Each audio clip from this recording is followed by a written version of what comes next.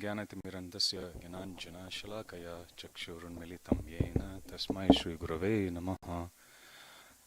नमो विष्णुपादाय कृष्णप्रेष्ठाय भूतले श्रीमते भक्तिवेदान्त स्वामिनिति नामिने नमस्ते सरस्वती देवे गौरवाणी प्रचारिणे निर्विशेष शून्यवादी पाश्चात्यदेशतारिणे जय श्री कृष्ण चैतन्य प्रभु नित्यानंद श्री अद्वैता गदाधर श्रीवासादि गौरभक्तवृंद हरे कृष्णा कृष्णा कृष्णा हरे हरे हरे राम राम राम हरे हरे। श्री श्री राधा गोपीनाथ भगवान की जय। श्री जगन्नाथ बलदेव सुभद्रा महारानी की जय। श्री श्री गौरनिताय की जय। श्री चैतन्य चरितामृत की जय। जगत गुरु श्रील प्रभुपाद की जय। जय निताय गौर प्रेमानंदे हरि हरि बोल। All glories to the assembled devotees. Hare Krishna. All glories to the assembled devotees. Hare Krishna. All glories to the assembled devotees. Hare Krishna. All glories to Shri Shri Guru and Gauranga. All glories to Srila Prabhupada. Jagat Guru Srila Prabhupada ki jai.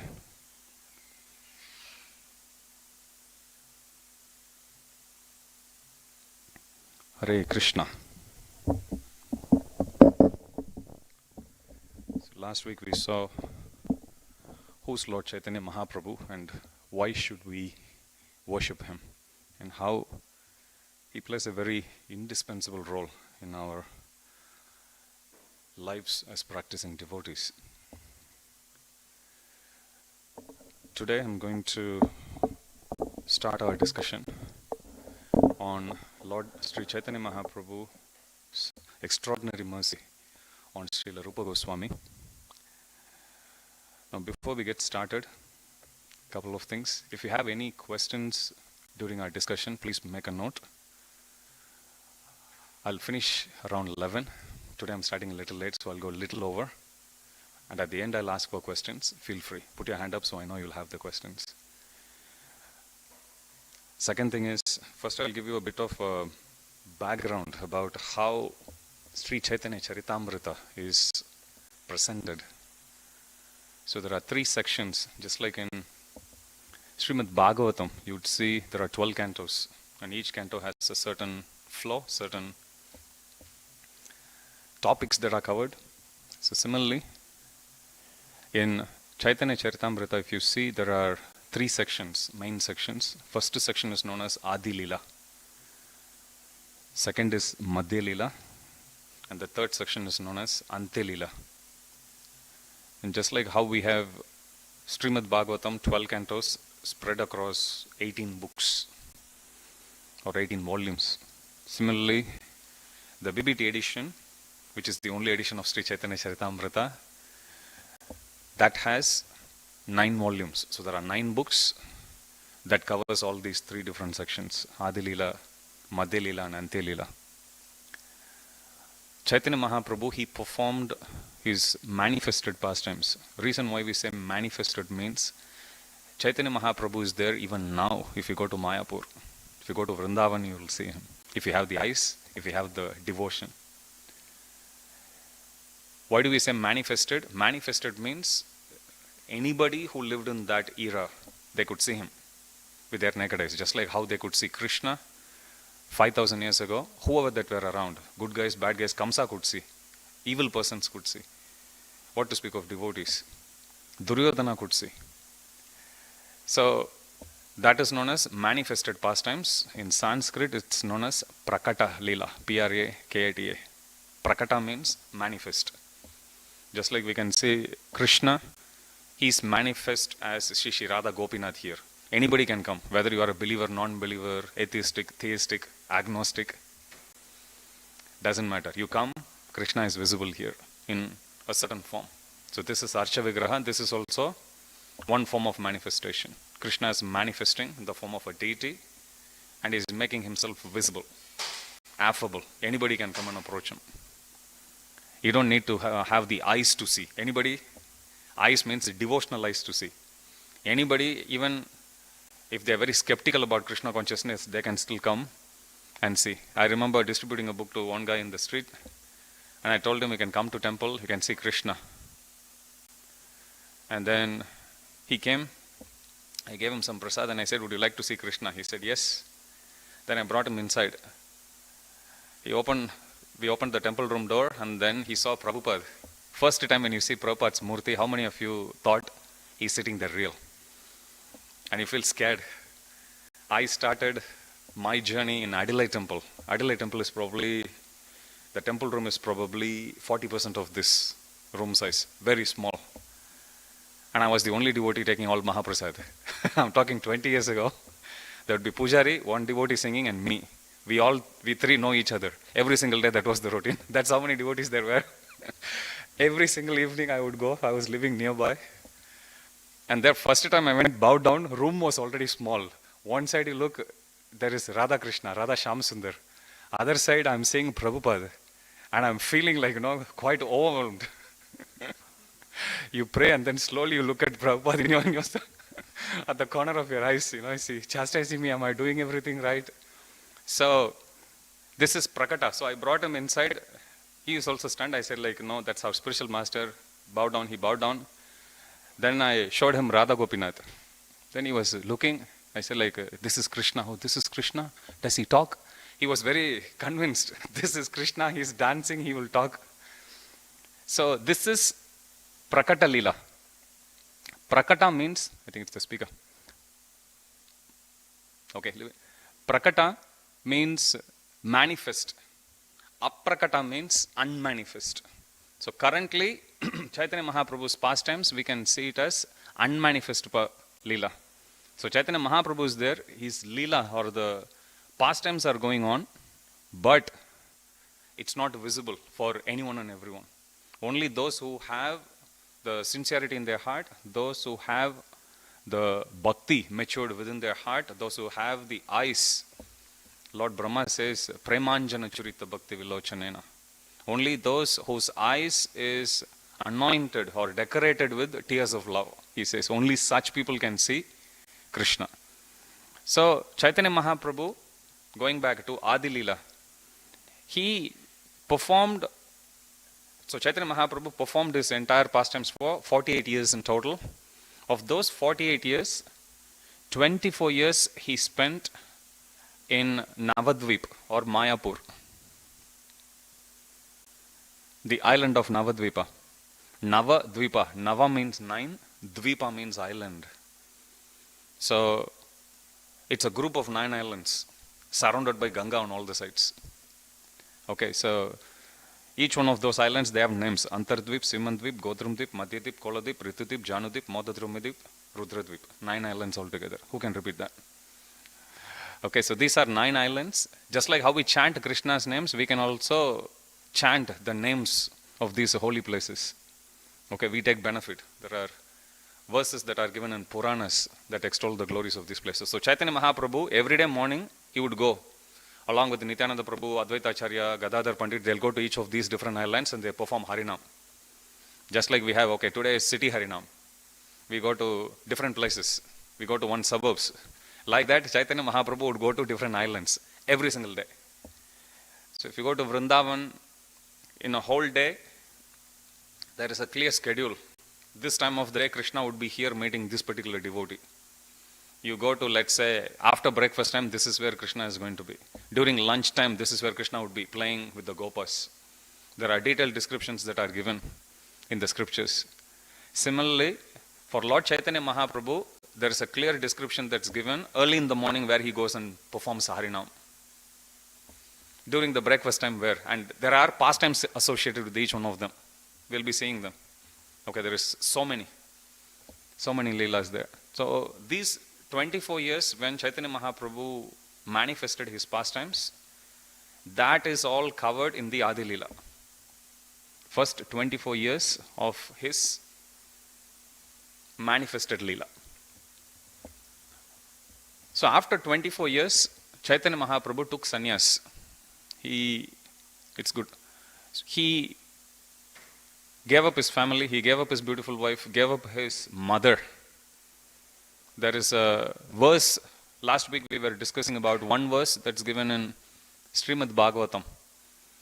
The verse that describes about the mission of Lord Sri Chaitanya Mahaprabhu. How he comes, he would always be chanting the 2 syllables, Krishna. how he would be accompanied with all his associates, with his weapon of beauty, so on and so forth. We saw. So similarly, there are a couple more verses in Srimad Bhagavatam that discusses about the appearance of Lord Chaitanya Mahaprabhu 4,000, more than almost 5,000 years ago. 4,500 years earlier than Chaitanya Mahaprabhu's appearance. It was predicted in Srimad Bhagavatam. So one verse goes like this: Tyaktva sudhistaja surepshita rajya lakshmim dharmista arya vachasaya dagadaranyam mayamritam daitepsita manmadavad vande mahapurushate charanaravindam. The first line says Tyaktva sudhistaja. Tyaktva means to give up. Dustyaja means difficult to give up. Sudhustyaja means very difficult to give up. And Chaitanya Mahaprabhu gave up something which is very difficult to give up even for demigods. What is it? Tyaktva sudhustyaja shurebshita rajya lakshmim. He gave up. He was such a big influencer. He was the original influencer. Prabhupada gives an example of a pastime. There was one ruler by name Chandakasi.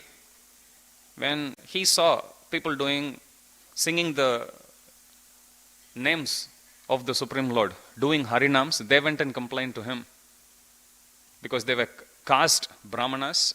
So they were feeling their position is getting undermined. So because of that, they went and they complained to the ruler. He didn't know much. He thought this is the public opinion. Thinking so, he went and he breaks the mridanga, grabs the mridanga from the devotees during one such Harinam. He breaks it and he warns them. I don't want this Harinama to be heard anymore. If it happens, then you will face serious repercussions.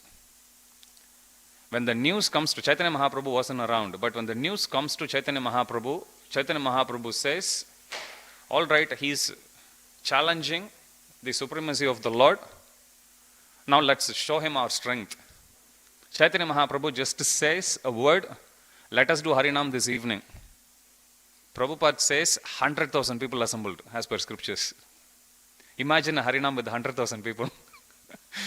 You can take 200 people in your party. I have experience going on a Harinam with 200 people where there are hundreds of thousands of people. But here your Harinam party itself has got 100,000 people, literally. 1 lakh people it's given. That's how powerful Chaitanya Mahaprabhu is. Prabhupada said he was so influential and he just gave it up. Because when he takes his sannyas, he is supposed to give up his place and move to the other place. So he gave up something which is so difficult. Tyaktva sudhusteja. Surebshita rajya. Rajya means your kingdom. Here he is like the celebrity there, local celebrity. He was a prodigy. And even when he was very young, so many people, he was still a young kid. In his teens, when he called for Harinam, and 1 lakh people come. And they march towards Chandakasi's place. Chandakasi gets scared. And then there is a beautiful conversation that goes on where Chaitanya Mahaprabhu establishes the supremacy of holy name. And he convinces Chandakasi why he should allow. And then Chandakasi, he passes a decree. He says, not only are these people allowed to do Harinam now, but anytime in future, even if any of my descendants, they stop this, I hereby declare that they no longer belong to my dynasty. They still have that. Patra. They are still preserving that. Okay, so point here is Chaitanya Mahaprabhu was so influential and he gave it up like that. He gave up Rajya and he also gave up Lakshmim. Vishnupriya was his wife. Young wife, beautiful wife, but he was able to give up. Very difficult. Why? To do bigger good. Because acharyas, if you see exemplary acharyas, they give up a small family and they take up the whole world as their family. Prabhupada says, I have given up one family. Now Krishna has sent me hundreds of thousands of sons and daughters. Like that Prabhupada says. So similarly, Chaitanya Mahaprabhu as the acharya, he gives up. So this verse speaks about that. So first 24 years, Chaitanya Mahaprabhu manifested his Leela in Navadvipa. After that, he takes sannyas. And true to his duty as a sannyasi, he moves from Navadvip to Puri. Why does he go to Puri? His mother requests him. Chaitanya Mahaprabhu had already taken sannyas. You know how his mother must have felt. So she still comes and makes a request. I know you have to practice your dharma, but my humble request is, and I know you have to move away, but my humble request is, please choose Puri as your base, because there has always been people from Bengal who has been going back and forth between Puri and Navadvipa. So that way I'll always hear some news about you. You can still continue to follow your dharma. Chaitanya Mahaprabhu consented that, and then he made Jagannath Puri as his base. So next 24 years from Navadvipa, the home base of Chaitanya Mahaprabhu has become Jagannath Puri. Now of those 24 years, Chaitanya Mahaprabhu, 6 years he travels throughout India, especially South India. So he starts from Bengal, goes down to South Kanyakumari all the way. He goes past Maharashtra, touching Gujarat, and then returns back, same route. Chaitanya Mahaprabhu took almost 6 years to cover that by foot. He went with one other servant, and every single day he was doing Harinam. And he would go stay during the 4 months of rainy season. Usually sannyasis don't travel during that time. At that time he stays in one place for 4 months, but preaches to people in the local area. It was in one such occasion when during Chaturmasya he stays in Srirangam, in a South Indian temple city, beautiful city. I am fortunate to have my home within like 60 kilometers from there. So even now if you go, it's very fertile, very, very beautiful. Surrounded by, it's also a small island, surrounded by river Kaveri on all the sides. So Chaitanya Mahaprabhu goes there. That's where he meets one of the Goswamis, Gopal Bhatta Goswami, who was a little boy at that time. So he stays in his home for 4 months. And then to the boy he says, you take care of your parents, because they are very good devotees, so take care of them. And after they pass away, you can go to Vrindavan and you can meet your god brothers. So that way Chaitanya Mahaprabhu also, he stays in some places during the 4 months, every year it happens, rainy season. But then Chaitanya Mahaprabhu traveled extensively. He has been to so many places. We'll also be discussing about that. So 6 years he travels like this. He also goes to Vrindavan. Chaitanya Mahaprabhu goes to Vrindavan only once. Many of Chaitanya Mahaprabhu's associates have never been to Vrindavan. Sometimes we think spiritual life means we have to give up everything and we have to go to Vrindavan. Many of Chaitanya Mahaprabhu's associates didn't even go to Vrindavan. For them, the order of Chaitanya Mahaprabhu is all in all. Chaitanya Mahaprabhu is Krishna, and wherever he is, that is Vrindavan. They were just happily serving him that way. So this entire section of these 6 years where Chaitanya Mahaprabhu traveled extensively, having philosophical conversation with many people, transforming the lives of millions of people, this is all described in Madhya Lila, those 6 years. I'm giving a very, very high level overview. Okay, so first 24 years, that is given in Adi Lila. The 6 years of Chaitanya Mahaprabhu's traveling all over India, especially South India as well as in other places, plus Chaitanya Mahaprabhu's pastimes in Jagannath Puri as well. Because when Chaitanya Mahaprabhu goes to Jagannath Puri, he doesn't start traveling straight away. So there is a lot of descriptions about Chaitanya Mahaprabhu's Kirtan pastimes in and around Jagannath Puri. That's also given in Madhya Lila. Ante Lila discusses about especially about the last 18 years of Chaitanya Mahaprabhu. Chaitanya Mahaprabhu for 18 years, he never left Puri. He was staying in Puri. Last 18 years of his manifested pastimes, he stayed in Puri. During that time, he manifested ecstatic symptoms, demonstrating what this process of Krishna Bhakti is capable of doing to each one of us. There's detailed descriptions that's given. Detailed descriptions about Jagannath Puri is also given in Ante Lila. And one other, perhaps the most important topic in Ante Lila is Chaitanya Mahaprabhu's exemplary dealings with so many devotees. There is like so many stories, pastimes that are given about how Chaitanya Mahaprabhu dealt with each one of the devotees in different section. And in that process of Chaitanya Mahaprabhu dealing with each one of them, he taught Acharya has got many meanings. Acharya generally means a teacher. Acharya means Achar means behavior. One who teaches by one's own behavior. Example is better than precept. You can keep on talking, or you can just show how something is supposed to be done. So Acharya also means one who leads by example. Acharya also means one who teaches complex topics using simple examples. Prabhupada did all of this. Prabhupada gives examples. I was giving this. One day Prabhupada goes to kitchen and he teaches people how to make the dough for chapati. And then devotees didn't know. How many of you have that experience? You think water is not enough, you add little more and you think, I added more water. And then what you do? Add more flour to it. And then you realize this is dry and you know it's going nowhere. Srila Prabhupada went to the kitchen, he taught them, and Prabhupada said, when you touch the dough, how should it feel? It should feel like when you touch your earlobes. How soft it is. Prabhupada says, this is how. This is Acharya. This is Prabhupada's sweet way of teaching people. You understand? You can say, no, this is less, this is more. Prabhupada says like, no. Okay, it feels right now. So this is Prabhupada. So Chaitanya Mahaprabhu, while he's dealing with the devotees in a very exemplary way, he also taught to the whole world how dealings between devotees are supposed to be. So this is Chaitanya Caritamrita on a very, very high level bird's eye view. Today we are going to discuss about one section in Chaitanya Caritamrita Madhya Lila, the section when Sri Chaitanya Mahaprabhu had just or about to return back to Jagannath Puri after finishing the South Indian tour. Okay, this is the timeline.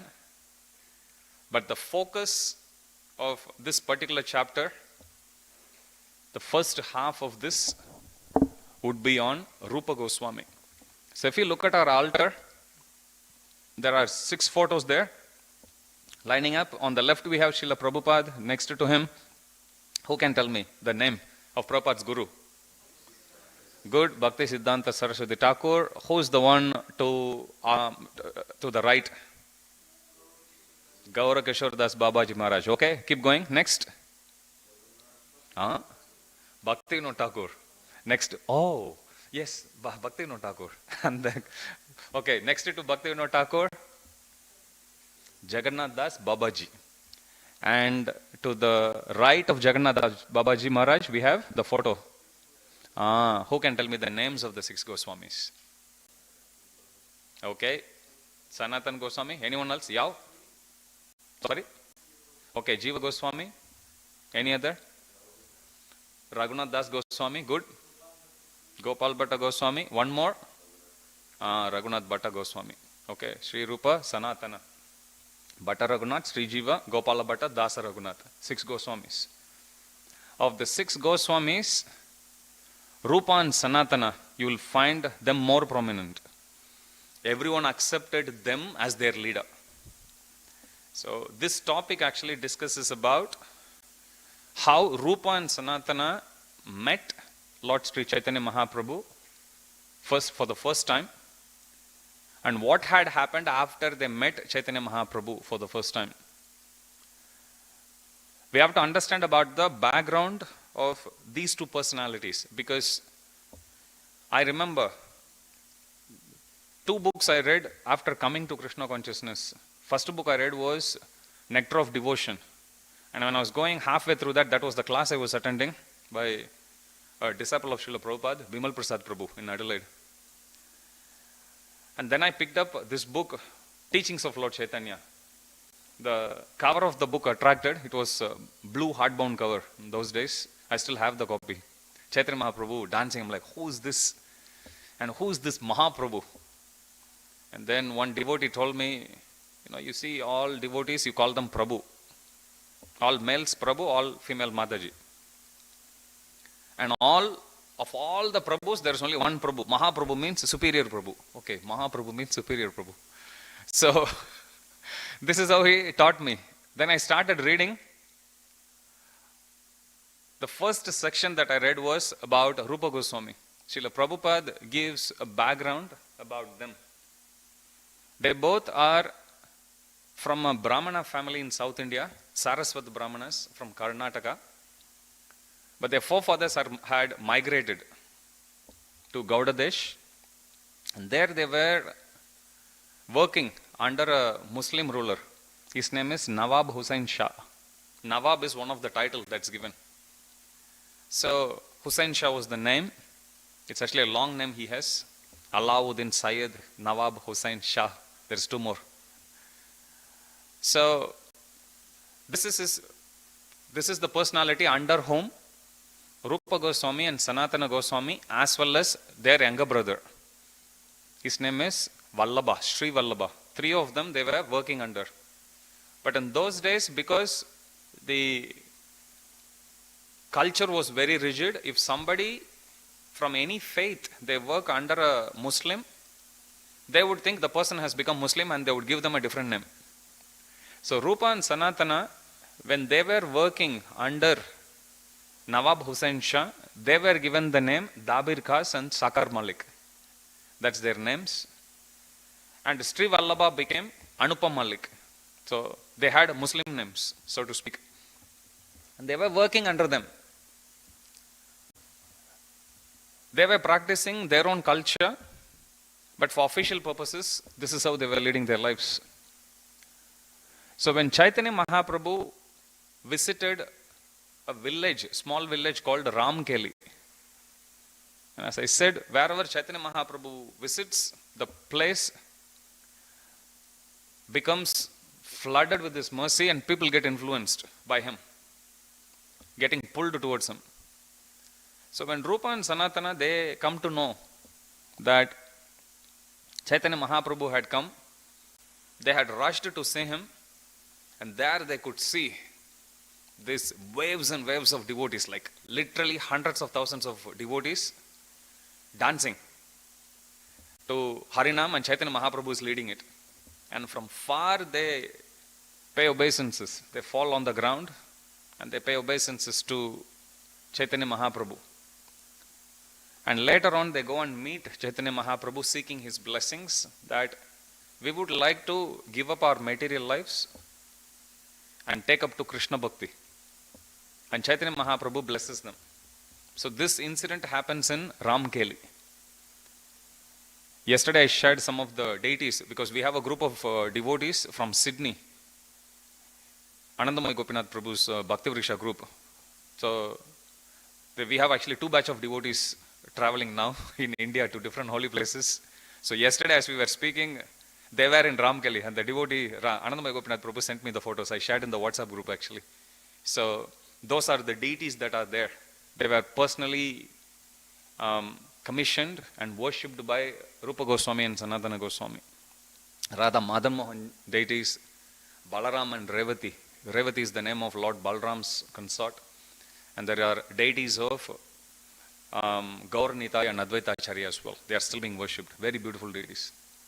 So Caitanya Mahaprabhu meets them and Caitanya Mahaprabhu goes on with this preaching tour. But these two brothers, they come back to their home and they start to make plans. Now we have sought the shelter of Caitanya Mahaprabhu. Caitanya Mahaprabhu had accepted us. When we go to that session, we'll listen the details of that meeting. I'm just giving you the background. So they start to make plans. These two, they are in very, very influential posts. Rupa Goswami and Sanatana Goswami, they both are working under Nawab Hussain Shah as very influential governors. Sanatana Goswami, Srila Prabhupada writes, he was the person in charge for government secretariat. That was his high position, almost like Prime Minister. That was his position. So when these two brothers, when they returned back to their homes, Rupa Goswami could immediately relieve himself from his government duties. He then carried all the wealth in boats. Prabhupada says, even Krishnadas Kaviraj Goswami says, he filled many boats with his riches, and he brought them all from the home. So he was in another place for official purpose. As official, he was staying in government quarters, and then he moves back to his home, bringing all the riches, because he is now retiring slowly. So he brought all the riches, and he distributed those riches in a very exemplary way. Srila Prabhupada writes about this, and many times whenever it comes to talking about charity, Prabhupada would often quote Srila Rupa Gosvami, how he gave away his wealth in a very extraordinary way, exemplary way. So of all the riches he brought in so many boats, he divides them into three portions. One half, 50%, he gives it to all the Brahmanas and Vaishnavas for all Krishna conscious purposes. Of the remaining 50%, 25% he gave it to his family members, relatives, everyone. Final 25% he left it with the Brahmana for emergency use, for personal emergency use. So Prabhupada says this is how we should manage our wealth. Because we may think we can keep accumulating, and when I become rich enough, then I can start to do. But what is the guarantee that first of all we'll become rich enough?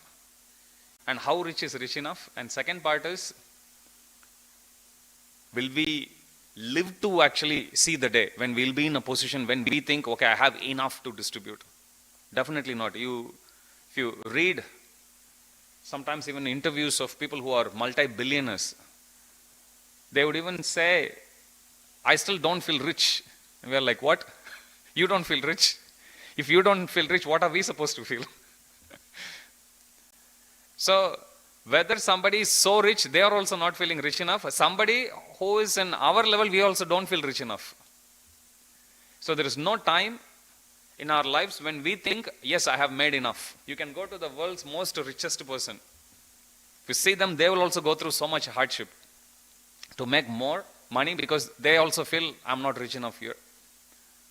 So Rupa Goswami, he brought all his wealth, divided into three parts. 50% he gave in charity to Brahmanas and Vaishnavas. 25% he distributed to all his family members, relatives. Remaining 25%, he kept it for his emergency. In those days, there were no banks. Brahmanas, they give a word. One of the most defining quality for a Brahmana is truth. Satyam. Prabhupada would often quote the story from the scriptures of a famous disciple who was a very small boy, who once goes to the ashram of Gautama Rishi. In Vedic times, education is free, medicine is free, astrology is free, banking is also free. You can give it to the Brahmana, nobody will steal Brahmana's wealth. Everyone was so truthful, they know, I don't have to steal, because if I steal, I'm going to get the karma. You go to some countries even now, like Japan for example, they usually say the amount, you can go. Even sometimes the shops would be left open, unattended. Still, people won't be fearful. The shop owners won't be fearful that they are going to steal away the money. Okay, some cultures, they are very, very pious like that, you would come across. So, Prabhupada speaks about this particular boy. He goes to join the ashram of Gautama. So he goes to Gautama Rishi and he says, falls at his feet and he says, Gurudev, please accept me. Gautama Rishi says, sure, please tell me your Gotra. Gotra means, tell me your family lineage.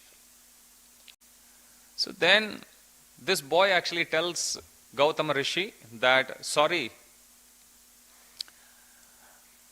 I don't know exactly the details, let me ask my mother and get back. So he goes to his mother and then he asks her, I went to the ashram of Gautama Rishi as you had asked me, but he had asked me about the details of our family lineage. Can you please tell me? So then his mother confesses that, oh my dear son, when I was young, my character was loose, I had had relationships with many people. I don't even know who your father is. So when this boy hears this, he goes to Gautama Rishi and he repeats exactly what he heard from his mother. Gautama Rishi says, because you are truthful, I can tell you your father was a Brahmana. I'll take you in. And he takes him in. Prabhupada would often quote this as how even in the most trying and testing circumstances, a Brahmana wouldn't stoop low. They wouldn't actually let go of their character. In fact, even our own character as humans, our own character as devotees would be exhibited only in the most trying and the testing circumstances. Normal times, anybody would actually act good. But when the challenge comes, that's what is going to determine who is great and who is mediocre. Prahlad Maharaj had Hiranyakashipu as his father. Imagine if Prahlad Maharaj has a devotee as his father. We wouldn't be glorifying Prahlad Maharaj now, right? We would say, oh, what's so wonderful about Prahlad Maharaj being a devotee? How many of you watched Mahavatar Narasimha, by the way? Good. Those of you who haven't, you have wasted half of your life. Please do watch. Such a moving presentation, actually, of Prahlad Maharaj's character. I am reading in the 3rd canto of Srimad Bhagavatam. After Hiranyaksha and Hiranyakashipu was conceived in the womb of Diti, at that time Diti's husband Kashyapa, he predicts about, he is a great sage, he predicts about the character of the conceived kids. He says to Diti that because these two boys were conceived at a very inauspicious time, they would be born as demons. When Diti hears this, she gets devastated. When Kashyapa actually sees the repentance within her heart, he says, because you are still a great devotee of the Supreme Lord,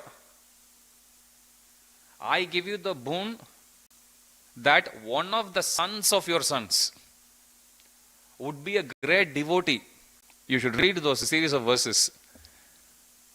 Have you come across your grandfather glorifying you? I usually got, my character was like that, I got chastisement only. Kashyapa Muni, if you read the section where Kashyapa Muni predicts the character of Prahlad Maharaj, and he writes, and he says, his character will be so impeccable, his devotion will be so mature that he will be like the gold standard for the sages to follow. He says like that. Second thing he says is, he would be one of those best devotees whose fame would be glorified on par with the Supreme Lord himself. And if you watch Mahavatar Narasimha in the climax scene, you would see that. Narasimhadev himself says, as long as people worship me, they'll glorify you also. So these are the glories of the devotees that are given. So coming back to this section, truthful. That's why charity, when it's given, it has to be given to the worthy recipient. Otherwise, even money is given, let us say, to somebody who is going to use it for some abominable purpose. It can cause karma, and that karma can in turn bind us, despite our good intention to help the other person. So that's why even in Vedic times, there is a description that's given why even charity has to be given for worthy cause. Prabhupada says, we should always be giving charity for Krishna conscious purposes. You give it to Radha Gopinath. You give it for some good cause, for distributing prasad, for example. Then everyone will benefit. Prabhupada says in Kali Yuga, no one has enough money to give in charity, wealth.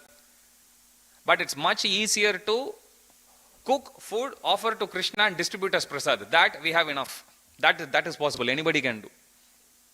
Prabhupada has always given very practical instructions. So Rupa Goswami, after distributing all this wealth, he then sends 2 messengers from Gaudadesh to Jagannath Puri.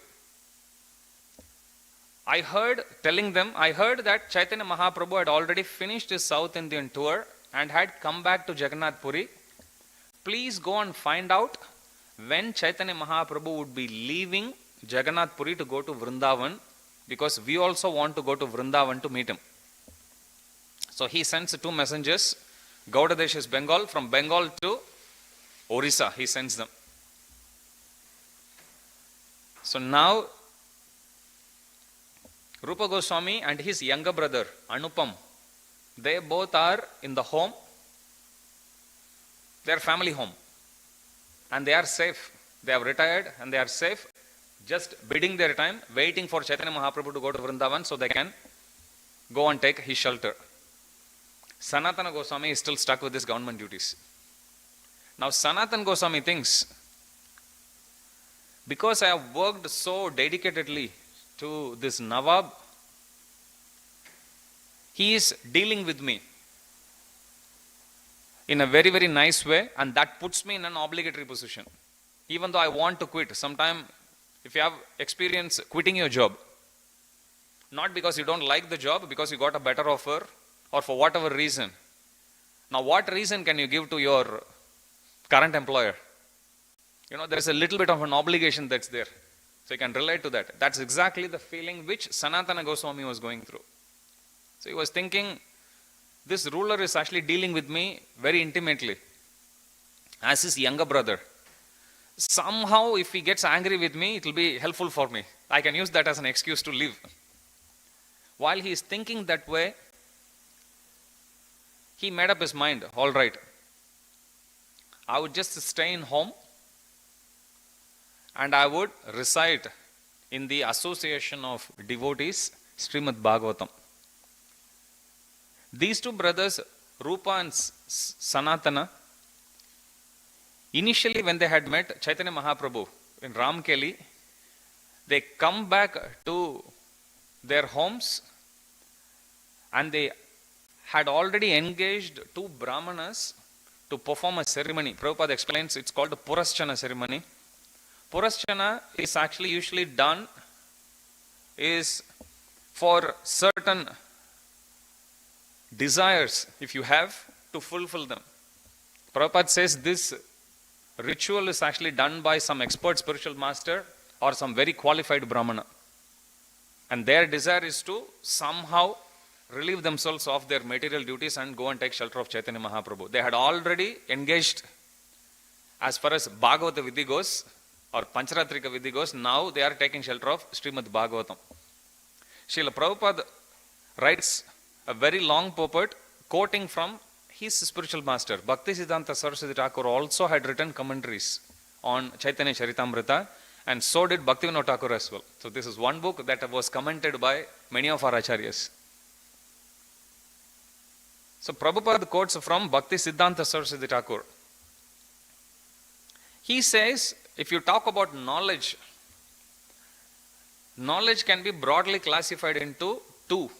One is Paravidya, second is Aparavidya. Paravidya means spiritual knowledge, superior knowledge. Prabhupada says Paravidya means you should talk about 4 main topics: spiritual identity, spirit soul, spiritual life, and spiritual world. I'll repeat again. Paravidya or superior knowledge or spiritual knowledge means it should cover 4 topics: spiritual identity, spirit soul, spiritual life, and spiritual world. So this is Paravidya. Everything else is Aparavidya. Para means superior, Apara means you are negating, non-superior, which is inferior knowledge. And there, surprise, surprise, Bhaktisiddhanta Saraswati Thakur says 4 Vedas, Rig, Yajur, Sama and Atharva, come under Apara, come under inferior knowledge. Not only the Vedas, even the supplementary Upavedas, corollaries. And Prabhupada lists what are the different corollaries are. Siksha, Kalpa, Vyakarana, Nirukta, Chanda, Jyotisa, for example, astrology. And likewise, there is other branches also of the Vedas called Upavedas. It's given in Srimad Bhagavatam. Dhanurveda, military science, for example. Ayurveda, health science. Gandharva Veda, musical science. Sthapate Veda, which means architectural science. Vedic architecture, if you see, it will be symmetrical. You look at modern buildings, if it's symmetrical, people say like, no, this looks too bland. You take any ancient structure, it will be symmetrical. So that's one of the most defining element actually of Vedic architecture. So each of these are Upavedas. Now all of this is good. They are all part of the Vedas, but they are all material science only. They are not talking about you are not the body, you are the soul. Vedas do talk about it, but in a very, very tiny aspect, not as much as Bhagavad Gita and Srimad Bhagavatam is doing.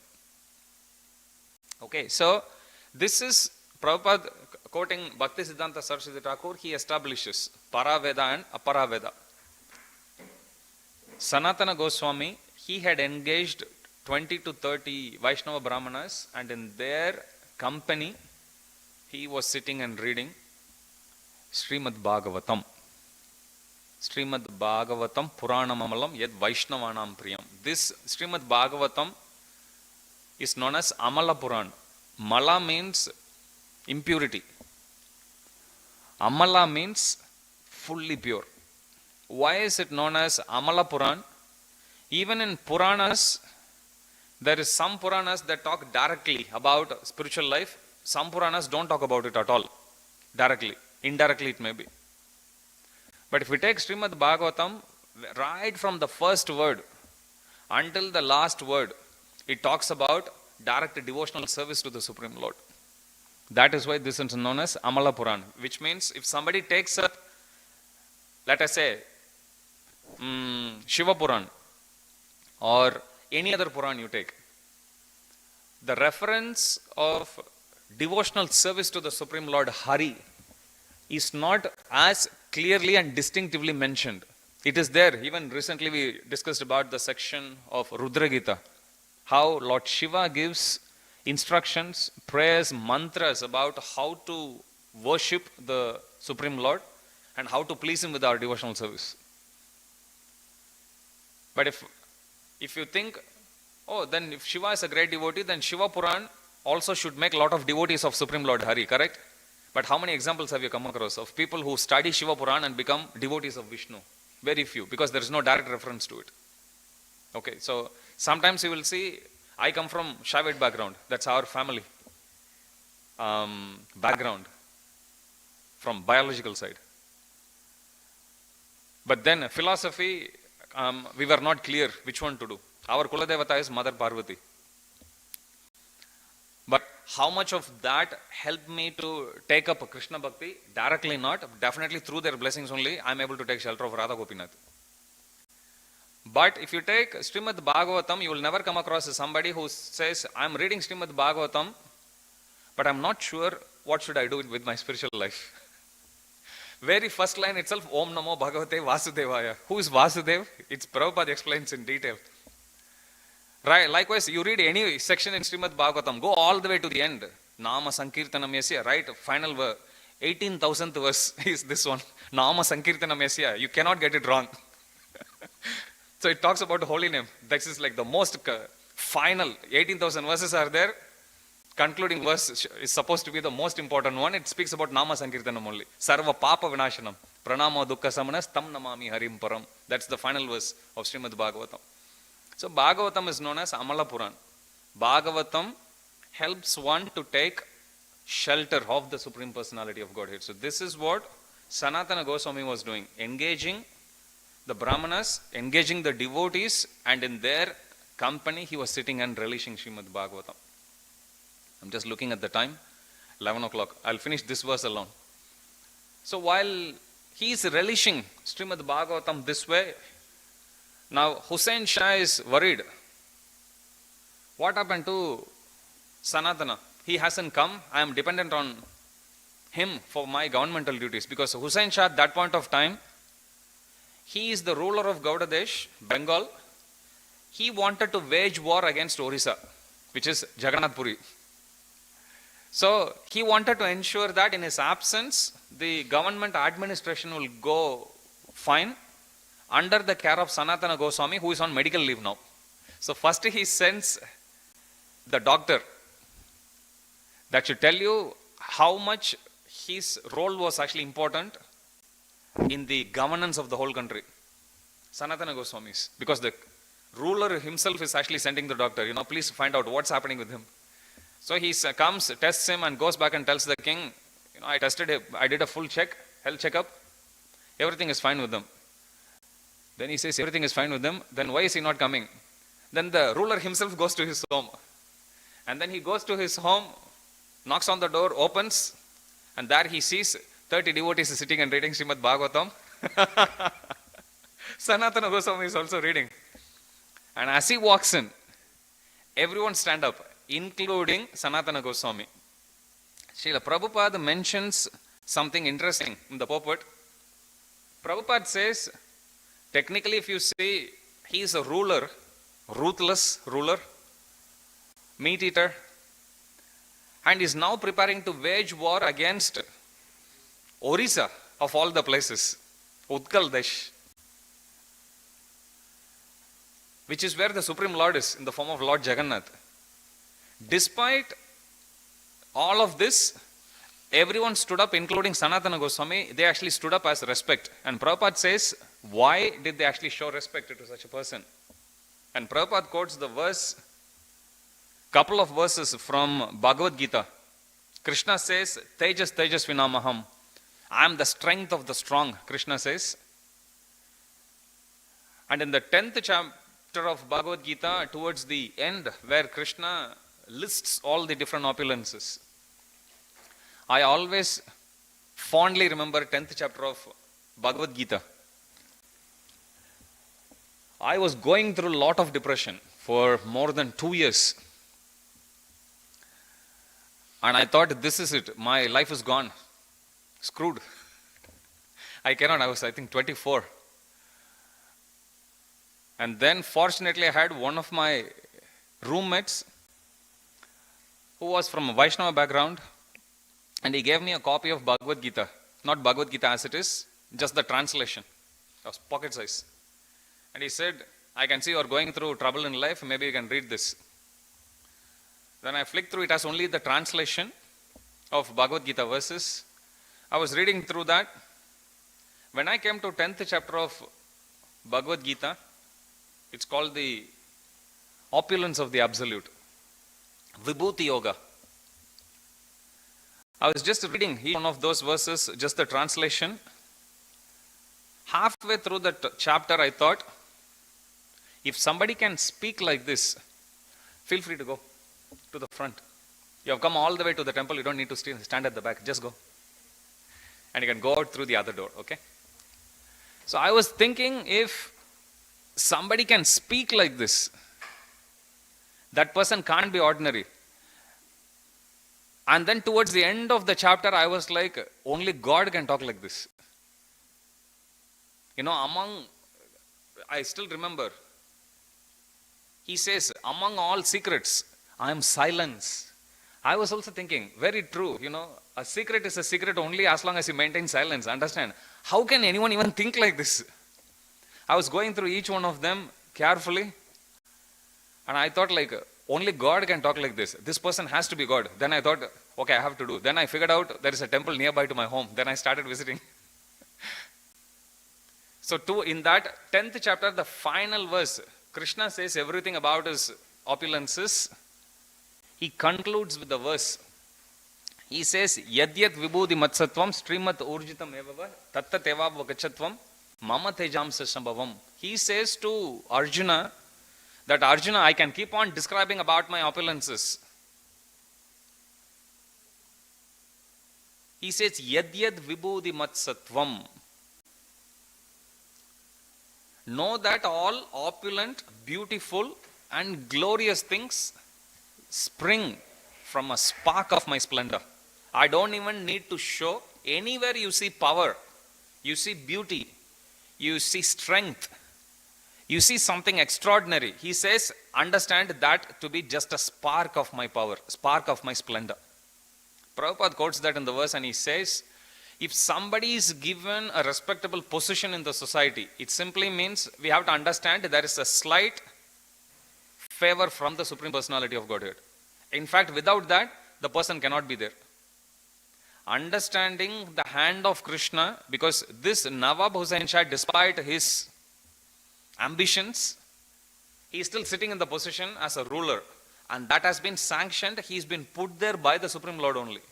Understanding that, everyone stood up and they showed their respect. So then Nawab Hussain Shah walks in and then he has a nice conversation with Sanatana Goswami. We'll continue that next week. Questions? Radhika Priya, Danakar, yes.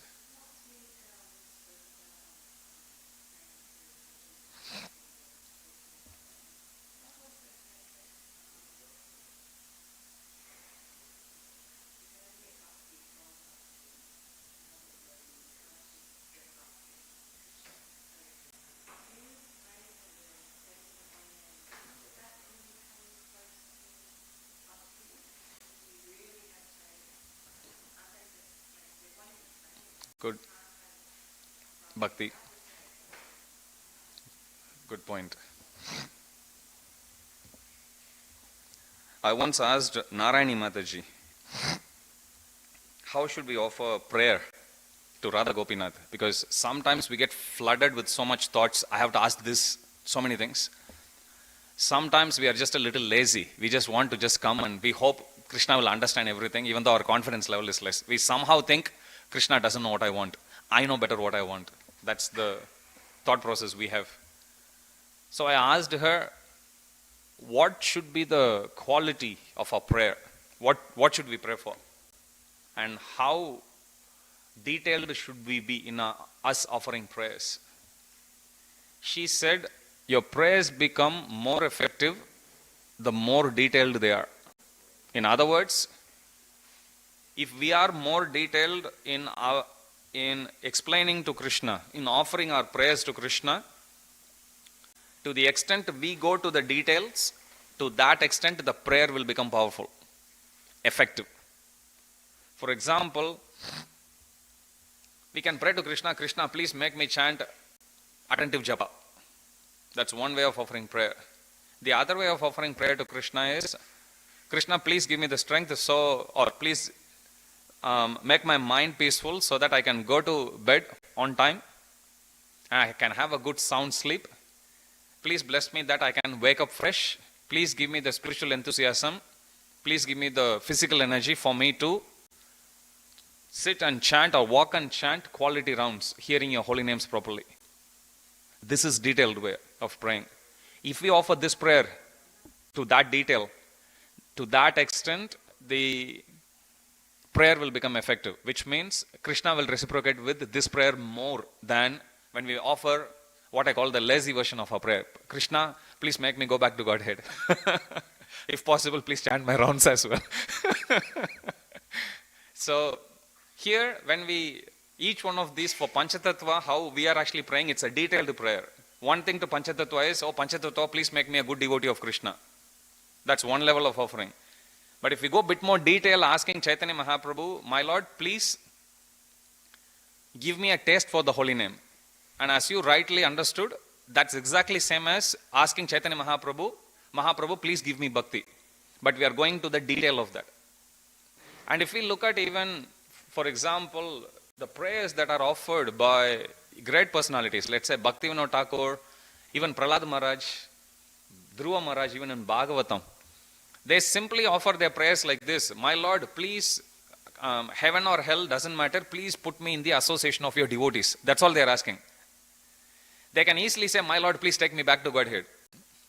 And Narsinghadev was tempting Prahlad Maharaj so many times. I can give you anything. What do you want? And he says, my Lord, I'm your servant, you're my master. Anything beyond this, I want to offer service to you. That's it. Anything beyond this will be a business. No thanks. Do we have the guts to say that to the Supreme Lord? My Lord, I don't want any boon. But Prahlad Maharaj goes to the detail and then he says, my Lord, my mind, because it's fixed on your lotus feet, I can take care of myself, simply meditating on you. However, all of these people, they are all carrying the burden of Maya, thinking, this is my family, this is my property, this is my possession and everything.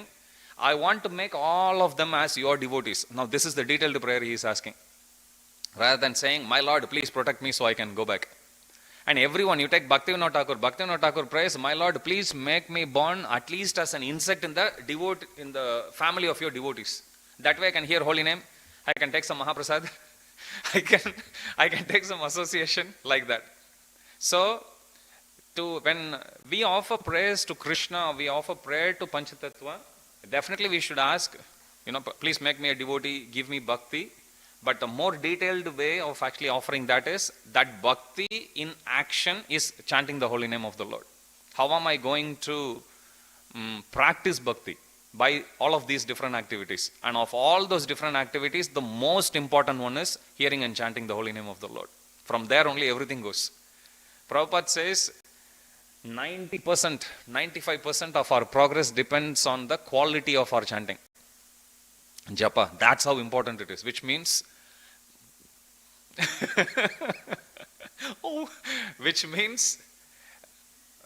everything in our lives should be centered around that. That's what it means. We make adjustment for everything.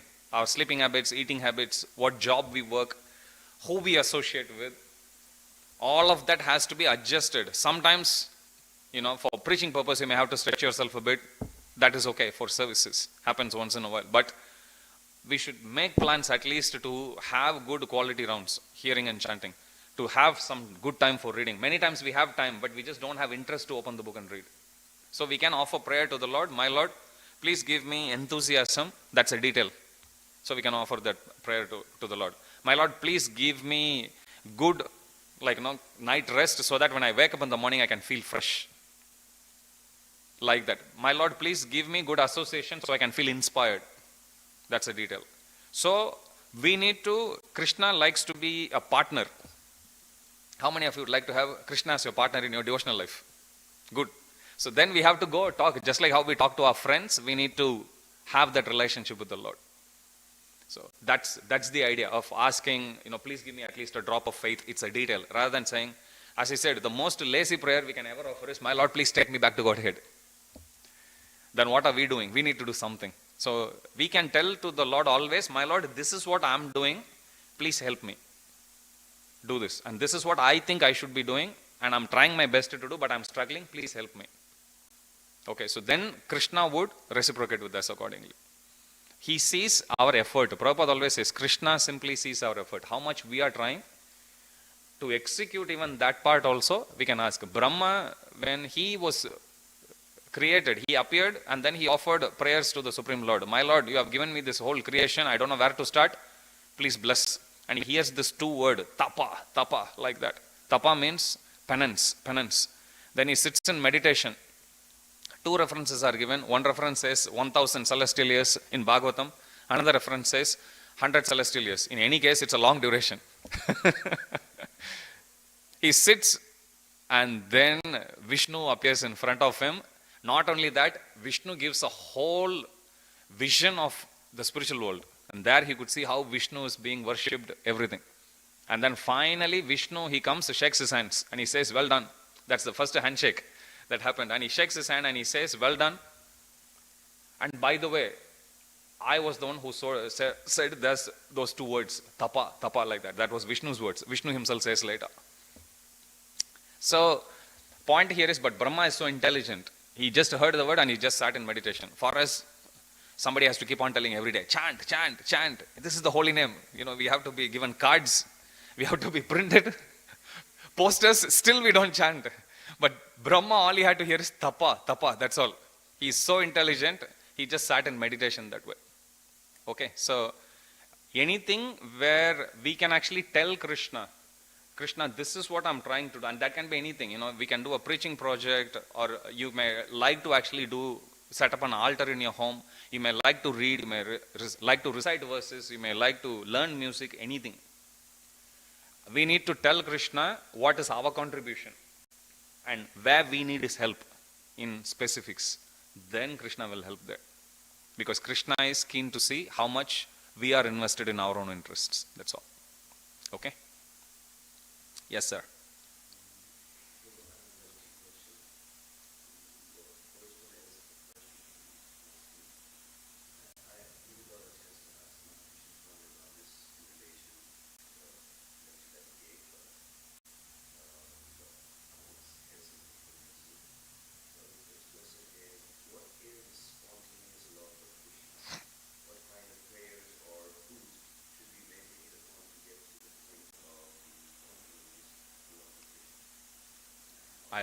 I'll finish that.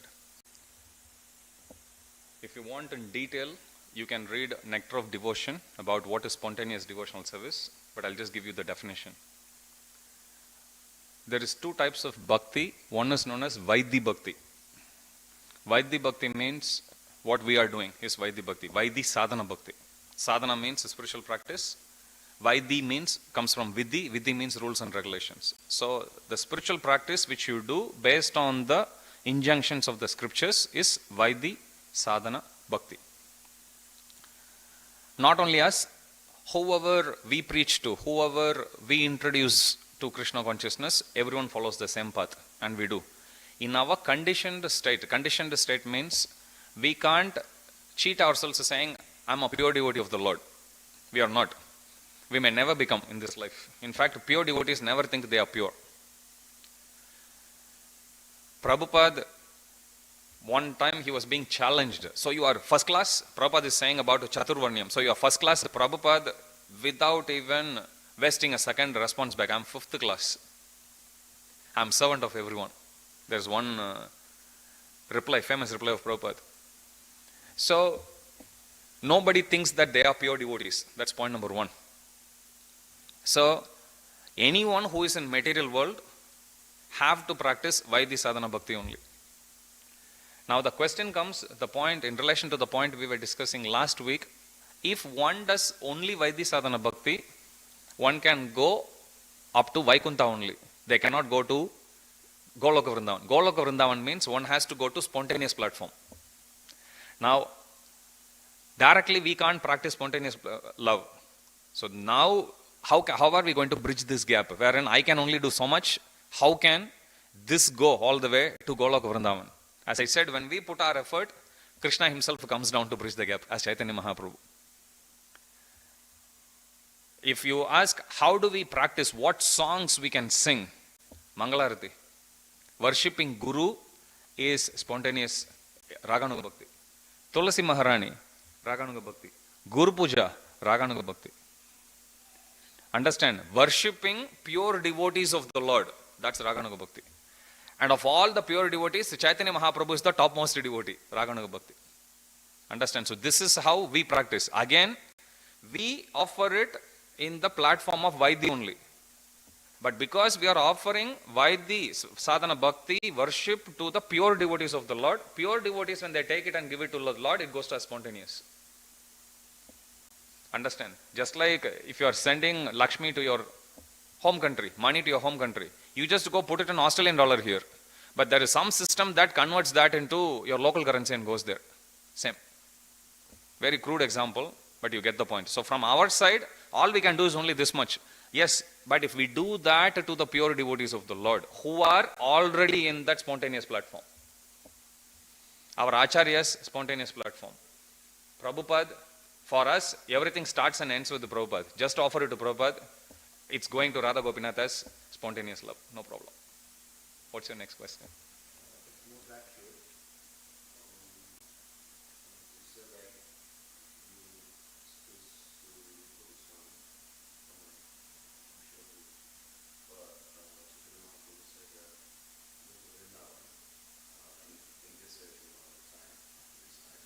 Gopal Bhatta Gosvami, yep.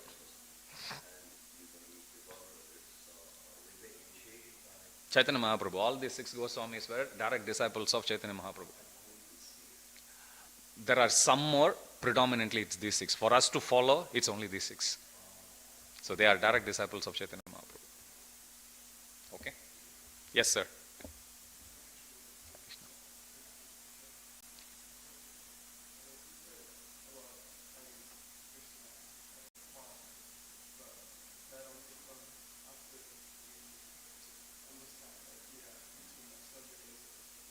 Hmm.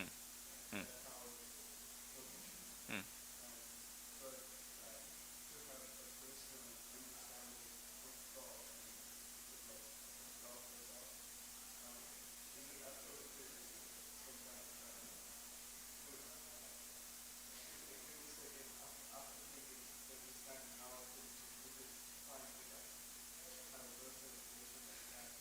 Master and servant is also personal relationship. Partner doesn't mean I have to be, Gopa of Krishna. Partner can also be, that's the master and I'm the servant. Prabhupada writes in Srimad Bhagavatam, 3rd canto, that there is a difference between serving in material world versus in spiritual world. In material world, people don't like to work because who's the boss, they seem to be very independent, and those who are working under them, they feel very much like, being in a pressure cooker situation always. But Prabhupada says, whereas in spiritual world, and for that matter, even in devotional service, Supreme Lord is Swarat. He is free, servitors are also free. So there is a difference there. So partner here, in material sense, a partner means we think it has to be among equals. In our spiritual relationship with Krishna, even as a master and servant, we can still be partners. We can still call Krishna as our friend. One of Krishna's name is Dinanath. Dina means needy, people who don't have anything. Dinanath, he is always the property, Lord of those who have nothing.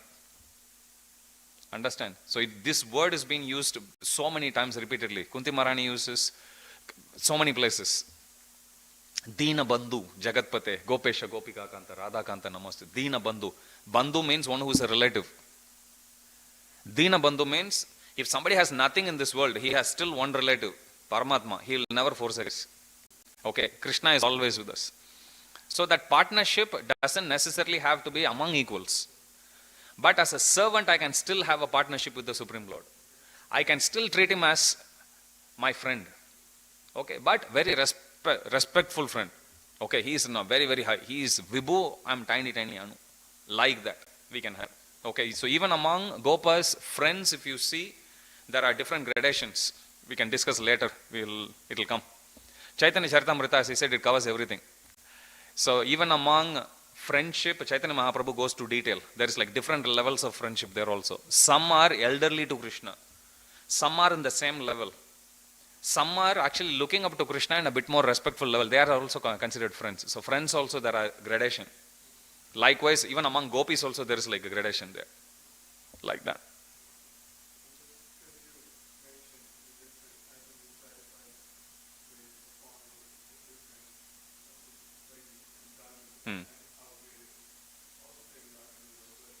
Prabhupada, correct. People think, yes, good point. This morning I was reading one memory of Prabhupada.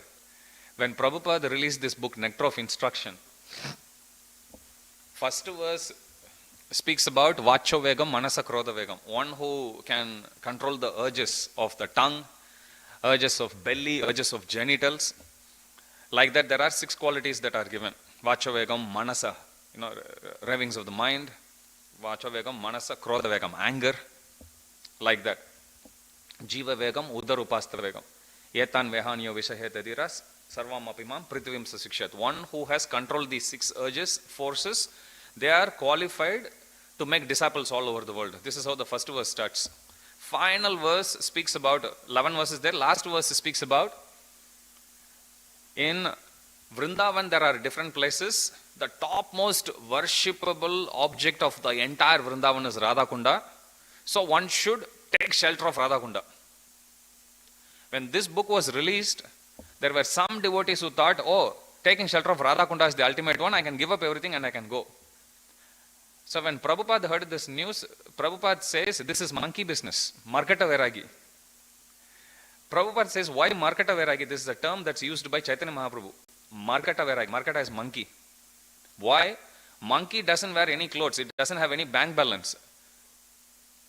In one description, you can actually see monkey and sannyasi are the same. Correct?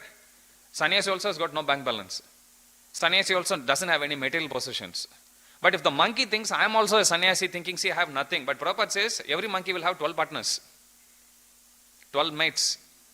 So this is Markata Vairagya. On one hand, one is saying, I am very renounced. But on the other hand, because the consciousness is not proper, it is still monkey consciousness. So Prabhupada says, to give up everything, go to Radha Kunda, this is just monkey business. Which means, then Prabhupada adds, they couldn't follow the first instruction of nectar of instruction. Why are they going to 11th instruction of nectar of instruction? Have they controlled all these 6 urges? Understand? Are you still getting angry? Yes, disqualified.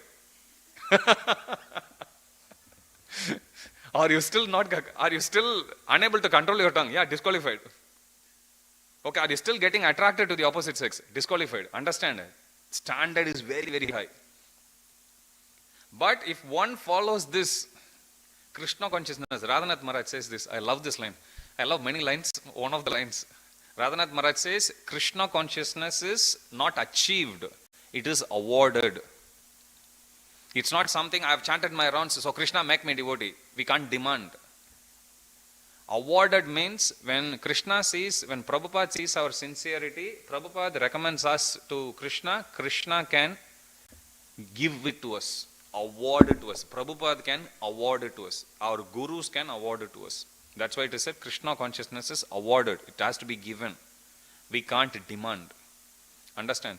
So this is how it can be misunderstood. There are many unfortunate cases of instances when devotees misunderstood this and they say, I will give up everything, I'll go to forest, or I'll give up everything, go to Vrindavan, and then it wasn't a happy ending, unfortunately. Okay, many instances, Krishna consciousness itself actually got affected. Okay, so then Prabhupada actually has warned also about Vrindavan. So definitely we should visit, but we are not definitely in that level of quitting everything and going back. So we should be mindful. North Sydney is not different from Vrindavan. So in Vrindavan also, you have to search for Krishna. Here you don't even need to search for Krishna. Krishna would be waiting. If you go to Jagannath Puri, I'll finish at this point. If you go to Jagannath Puri, they don't allow foreign nationals to enter into the temple. Prabhupada actually spoke very much against that. So people who can't actually go in, there is still a form of Jagannath. His name is Patita Pavan Jagannath. So that form of Jagannath you can see from outside. So he is known as Patita Pavan. Patita means those who have fallen. Pavan means one who protects those who have fallen. Few weeks ago I had that realization. I always, when I go from upstairs, if I have to go to kitchen, and if usually one of the doors is open, in that tiny gap, from that corner I can see Jagannath. One day I was just thinking, I was like, isn't this how Patita Pavan is also? Then I'm coming slowly and I'm seeing Jagannath is watching. I'm like, our Jagannath is also Patita Pavan. Even, you don't even enter into the temple, from there you can see. If you look at one certain angle, you can see. So I always look, and then Jagannath gave me that realization. Hi, I'm also Patita Pavan. Okay, we'll stop there. We'll continue next week. Shri Radha Gopinath Bhagwan ki jai. Shri Jagannath Baladev Subhadra Maharani ki jai.